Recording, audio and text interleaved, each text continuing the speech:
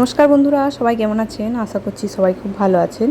পাঁচমেশালি রান্নাবান্না চ্যানেলের আরও একটি নতুন ভিডিওতে আপনাদের সবাইকে স্বাগত জানাই।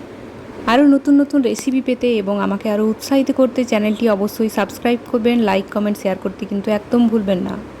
আজ এমন একটি রেসিপি নিয়ে হাজির হয়েছি যা গ্রাম বাংলার প্রায় প্রতিটি ঘরেই কখনো না কখনো হয়েছে, তবে বর্ষাকালে একটু বেশিই হয় কারণ অ্যাভেলেবিলিটিটা বেশি থাকে। আজ নিয়ে হাজির হয়েছি মৌরলা মাছের চচ্চড়ি। খুব সহজ পদ্ধতিতে অল্প সময়ে কিভাবে বানাবেন তা দেখে নিন। নিয়ে নিয়েছি আদা, রসুন, পেঁয়াজ, কাঁচা লঙ্কা, টমেটো এবং কালো সরষে। মৌরলা মাছগুলো ভালো করে পরিষ্কার করে আগের থেকে নুন হলুদ মাখিয়ে কিছুক্ষণের জন্য রেখে দিয়েছি। যা কিছু উপকরণ নিয়েছিলাম টমেটো ছাড়া সমস্ত কিছু একসাথে একটা পেস্ট বানিয়ে নিয়েছি। কড়াইতে দিয়ে দিয়েছি সরষের তেল। তেলটা গরম হওয়ার সাথে সাথেই মৌরলা মাছগুলো তেলের মধ্যে ছেড়ে দিয়েছি ভেজে নেওয়ার জন্য। তারপর কিছুক্ষণ অপেক্ষা করেছি যাতে করে একটা সাইড হয়ে যায়। একটা সাইড হয়ে যাওয়ার পর নাড়িয়ে দিয়েছি। একটা সাইড ভালোভাবে না হলে আমার মতো নাড়াতে গেলে কিন্তু ভেঙে যাওয়ার সম্ভাবনা খুব বেশি। দেখতেই পাচ্ছেন আমার কিছু কিছু মাছ ভেঙে গিয়েছে। যা কিছু তো করার নেই, লো আঁচে ভালোভাবে উল্টে পাল্টে মাছগুলোকে একদম লাল লাল করে ভেজে নিয়েছি। মাছ ভাজার সময় মনে রাখবেন লো আঁচে টাইম নিয়ে ভাজতে হবে, না হলে কিন্তু মাছগুলো পুড়ে যাওয়ার সম্ভাবনা খুব বেশি থাকবে। ভেতরটা কাঁচা রয়ে যাবে, ওপর দিকটা লাল লাল হয়ে যাবে এবং পুড়ে যাবে, তাতে মাছের কিন্তু একটুও টেস্ট পাবেন না। দেখতে পাচ্ছেন আমার মাছ ভাজা প্রায় কমপ্লিট। বাস ভালোভাবে কিছুক্ষণ নাড়িয়ে একদম মুচমুচে লাল লাল হয়ে যাওয়ার পর আমি মাছগুলোকে তুলে নেব।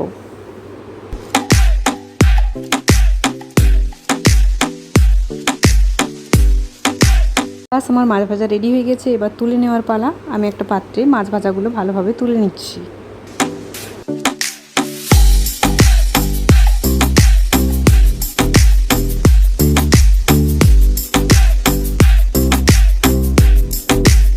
চলো, মাছ ভাজা কিন্তু আমার রেডি হয়ে গেছে। এরপর ওই কড়াইতেই তুলে দেবো কিছুটা সর্ষের তেল।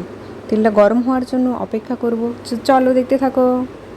বাস তেল তো গরম হয়ে গেছে। এরপর আমার কিছু উপকরণ তুলে দেওয়ার পালা। কিছু নিয়ে নিয়েছিলাম কুচনো পেঁয়াজ এবং টমেটো কুচি, সেইগুলো আমি তেলের মধ্যে তুলে দেব এবং কিছুক্ষণ নাড়াচাড়া করতে থাকবো যতক্ষণ না পেঁয়াজটা একটু নরম হয়ে আসছে।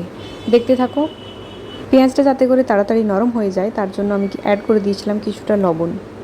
এর ফলে টাইমটা আমার অনেকটাই কম লাগে।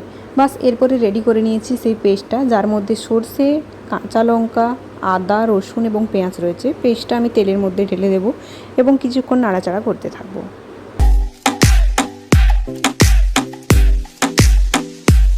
দেখতেই পাচ্ছেন আমার মশলাটা অনেকটাই ভাজা ভাজা হয়ে গেছে। আরও একটুক্ষণ ভাজা করতে থাকবো, নাহলে মশলার মধ্যে যে আদা রসুন পেঁয়াজ দিয়েছিলাম ওটার গন্ধ ছাড়বে। কাঁচা গন্ধ ছাড়লে কিন্তু একদম খেতে ভালো লাগবে না, তাই আরও কিছুক্ষণ নাড়াচাড়া করতে থাকবো।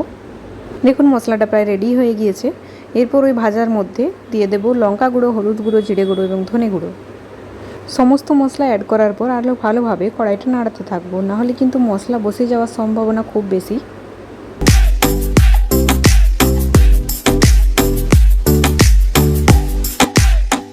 কিছুক্ষণ নাড়াচাড়া করার পর ওর মধ্যে কিছুটা জল অ্যাড করে দেবো, নাহলে মশলা বসে যাওয়ার সম্ভাবনা বেশি রয়েছে।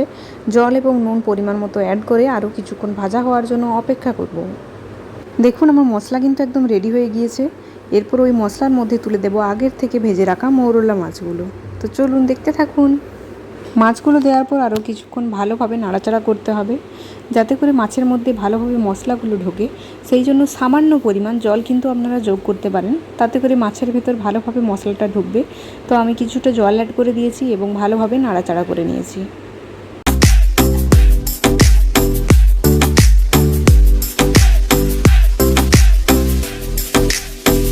এরপর লো ফ্লেমে ভালোভাবে নাড়াচাড়া করতে থাকবো যতক্ষণ না পর্যন্ত পুরো জলটা টেনে নেয়। দেখতে পাচ্ছেন জলটা প্রায় টেনেই নিয়েছে। একদম শুকনো শুকনো না করলে কিন্তু একদম ভালো লাগবে না। চচ্চড়ি কিন্তু যত শুকনো হবে তত ভালো লাগবে।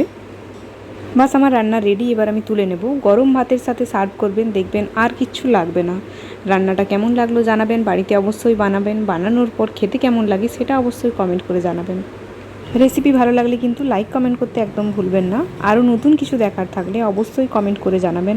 পাশে থাকবেন, সাবস্ক্রাইব করবেন। ততদিনের জন্য টাটা, ভালো থাকবেন।